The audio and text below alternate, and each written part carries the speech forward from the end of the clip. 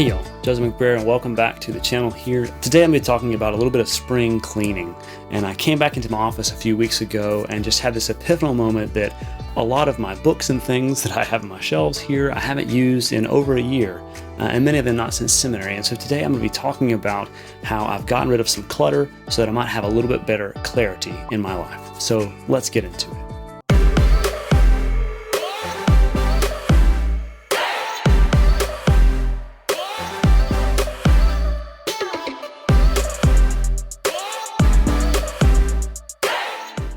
I came back in my office about 2 weeks ago and saw just all the stuff everywhere, everything all over the place, and I had sort of an epiphanal moment that had a lot of things in my office that I haven't used in the past year during the pandemic. I had nowhere to put things except the floor, which was just covered with film equipment and accoutrement and all the different things that I've collected over the past pandemic filming season.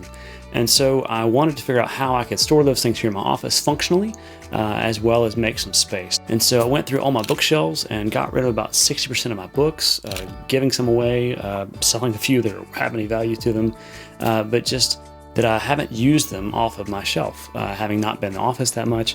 But also I realized that I haven't used a lot of those books since seminary. Got rid of a lot of them, giving them away to folks who need them or finding a good home for them at Goodwill or otherwise. That way I can free up some space to have some camera gear stored on these shelves. Looks decent in the background of things, but also essentially just to get them off of the floor of my office.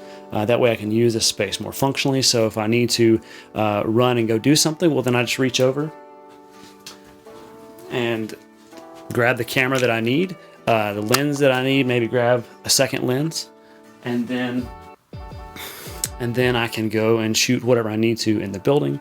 Also a way to store all the boom stands and all the different things, monitors, gimbals, all the stuff, just for it to have a home. And so that way I can use the space that I have well. But also it's just interesting how my emphasis as a person and a pastor in the pandemic world has shifted to more of film and photography and video. And that's just sort of an acknowledgement of the shift in my role here at Oak Grove.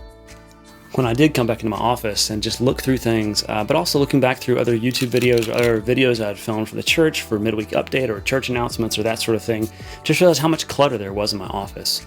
And so one of the big things for me in this season of transitioning back into the office and doing more things is figuring out what are my tasks, what are the things before me that I need to be doing.